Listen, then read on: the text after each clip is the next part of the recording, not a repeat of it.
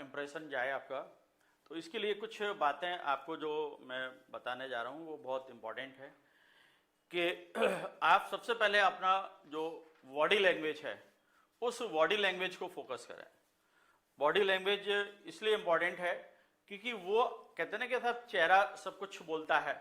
आपकी body language बहुत कुछ कह देती है। तो यही है कि आप जब यानी कि इंटरव्यू बोर्ड के सामने जाते हैं तो फर्स्ट इंप्रेशन आपका यानी कि बॉडी लैंग्वेज का ही होता है। जैसे ही आप यानी कि गेट खोलते हैं तो सबसे पहले आप दिखते हैं, फिर उसके बाद आपने जैसे बोला कि मैं कम इन सर, क्या सर मैं अंदर आ सकता हूँ, ये बात यानी कि जैसे आपने की तो आपका यानी कि कम्युनिकेशन स्किल भी दिखाई देने लगता है। इसके बाद सबसे इंपॉर्टेंट जो चीज होती है वो है आपका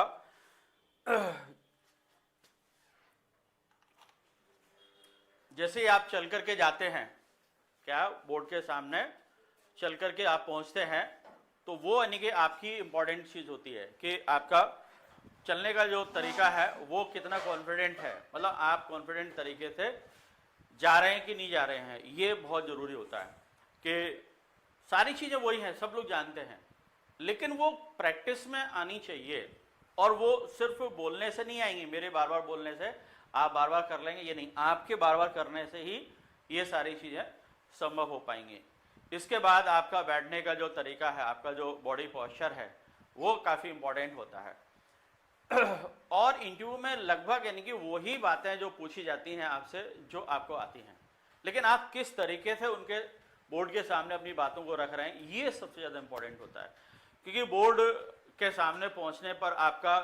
एक हाल हो जाता है, क्या सामने वाले बोर्ड है ना वो एक तरह से बाली मान के चलो आपकी आधी शक्ति वैसे ही छीन लेते हैं,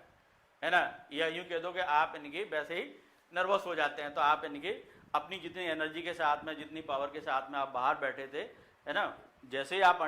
एंटर करते हैं तो आपके यानी कि अपने आप को अंडर प्रेशर फील करने लगते हैं। ये